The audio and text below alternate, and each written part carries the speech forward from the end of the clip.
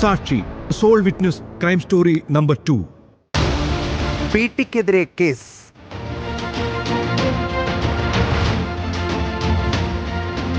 മുൻ MLA, പ്രമുഖ സംവിധായകൻ, CPM സഹയാത്രികൻ PT കുഞ്ഞുമുഹമ്മദിന് വിശേഷണങ്ങൾ ഏറെയാണ്.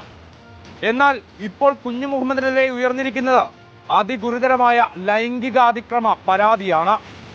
രാജ്യാന്തര ചലച്ചിത്രമേള അഥവാ IFFK ജൂറി ചെയർമാൻ കൂടിയായ PT കുഞ്ഞുമുഹമ്മദിനെതിരെ ആരോപണം ഉയർത്തിയിരിക്കുന്നത്, പരാതി നൽകിയിരിക്കുന്നത് ഒരു ചലച്ചിത്ര പ്രവർത്തകയാണ്.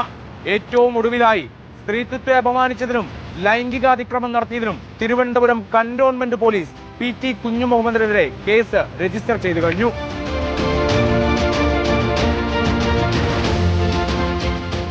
കഴിഞ്ഞ മാസം, അതായത് നവംബറിൽ, തിരുവനന്തപുരം നഗരമധ്യത്തിലെ ഒരു ഹോട്ടലിൽ വെച്ചാണ് IFFK സ്ക്രീനിംഗ് നടക്കുന്നത്.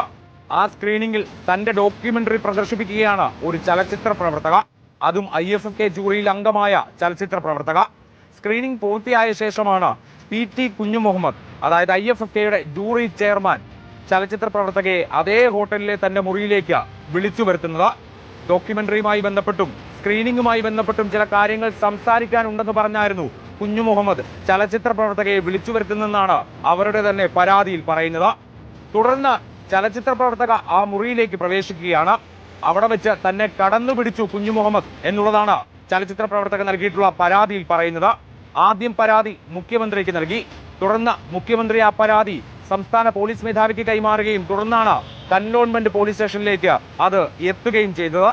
ഇതിനോടകം തന്നെ പ്രാഥമിക അന്വേഷണം നടത്തിക്കഴിഞ്ഞു.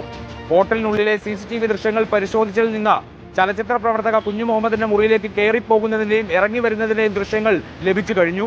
ഇതിന്റെ കൂടി അടിസ്ഥാനത്തിലാണ് മൊഴിയടക്കം രേഖപ്പെടുത്തിക്കൊണ്ട് കുഞ്ഞുമുഹമ്മദിനെതിരെ 2 വകുപ്പുകൾ ചുമത്തി കേസെടുത്തത്.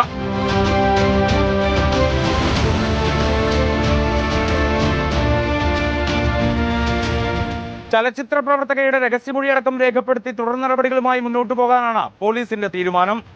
അതേസമയം തന്നെ ചലച്ചിത്ര പ്രവർത്തക പരാതി നൽകി ദിവസങ്ങളോളം മുഖ്യമന്ത്രിയുടെ ഓഫീസിൽ ആ പരാതി കെട്ടിക്കിടന്നുവെന്നും തുടർന്ന് പോലീസ് സ്റ്റേഷനിലെത്തിയപ്പോൾ കേസെടുക്കാൻ ആദ്യം തയ്യാറായില്ലെന്നുമുള്ള ആരോപണം നിലനിൽക്കുന്നുണ്ട്. പക്ഷെ പ്രാഥമിക അന്വേഷണം നടത്തി പ്രഥമ ദൃഷ്ട്യാ കഴമ്പുണ്ട് എന്ന് കണ്ടെത്താൻ വേണ്ടിയെടുത്ത സമയമാണ് ആ ഒരാഴ്ച എന്നുള്ളതാണ് പോലീസിന്റെ വിശദീകരണം.